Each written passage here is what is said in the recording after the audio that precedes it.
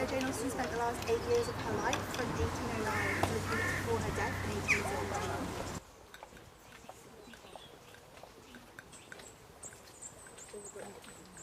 Fairly at the beginning, isn't it?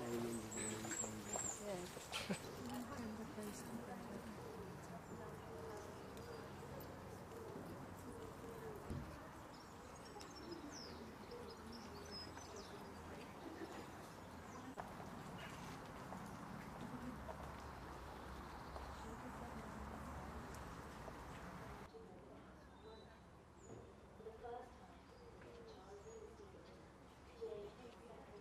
It's a really joyous event. It is actually tied with the anniversary of Austen's death, which is on the 18th of July. But we really wanted to use it as a way to celebrate her extraordinary legacy.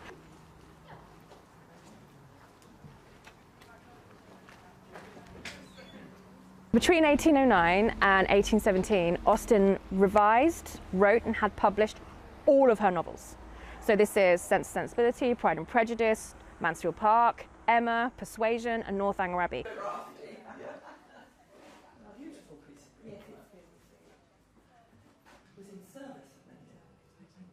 So she met my grandfather, who's 7th generation, 1801.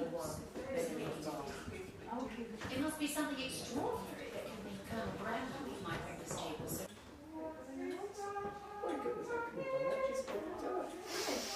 and she and my husband. Is that the house we just went to? Yeah, that one there. That's what we're going later. Yeah. That's, I don't know which one that one is. Oh, why Jane's niece. There's some about hearing about the pond, isn't it? They've been removing it. Yeah, with the swans. Yeah.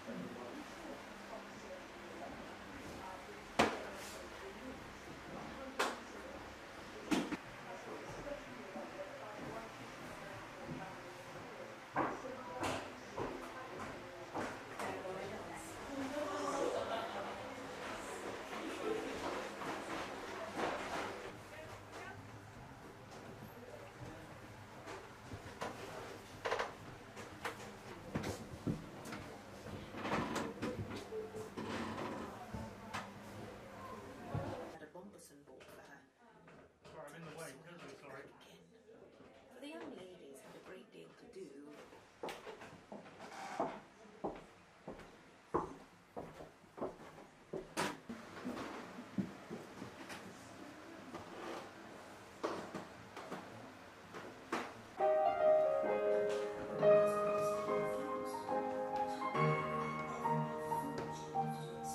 A lot of Americans come to Jane Austen through the films. I can't speak to that because I discovered Emma as a kid, the novel itself. But the film is what really captures people, especially because you have, the 2005 Pride and Prejudice version, which is that's the primary one that everyone says, oh, I watched that movie, and then all of a sudden I just fell in love with Jane Austen.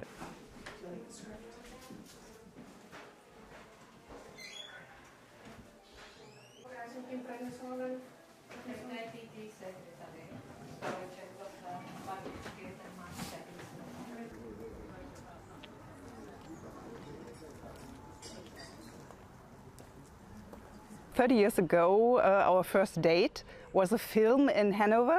It was Sense and Sensibility. So I bought the book and I fell in love with her kind of seeing the society and things like that. And I love to dress.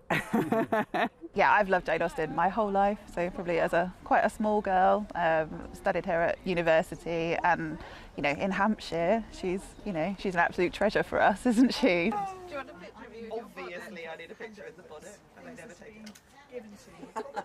She really fights the cause for women, which is incredible, and you get to look fabulous while celebrating feminism. I think it's lovely. What goes with the gloves? And the lady I bumped into earlier had it like exactly the same colour. You said that. I've been wanting to do it for a while. A friend of mine used to cross-dress for balls and she Oh yeah, I think.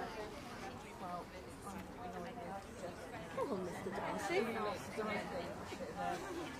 So the other thing that happened in Regency times, which has a big impact on fashion, is the introduction of machinery.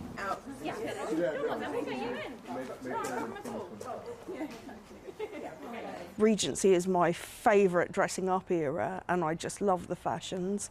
And I think my interest in that developed through watching the period drama adaptations.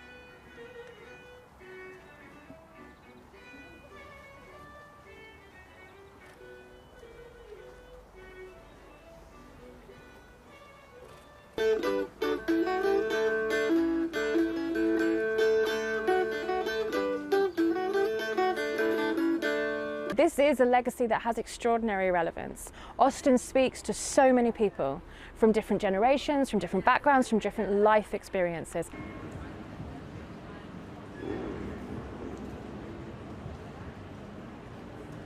I wrote a new version of Pride and Prejudice called Gay Pride and No Prejudice because I wanted to take the story on to a new level. Almost a sequel, if you like, of Jane Austen's novel. What would happen if? But stay true to the characters, keep these iconic characters, because it's a privilege to write about them, it truly is, but take their storyline a little bit further. Lizzie becomes an advocate of women's rights. She writes a novel about a lady who becomes an MP. Unheard of back then, of course. Darcy is in love with Bingley, obviously. I mean, you have to read that into the novel.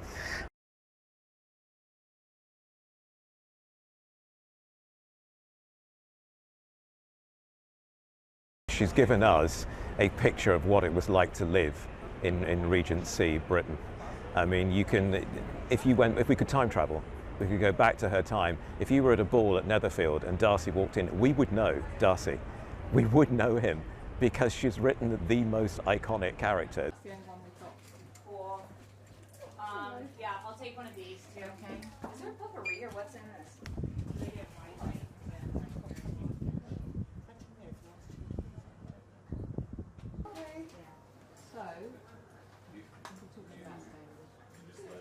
I've done my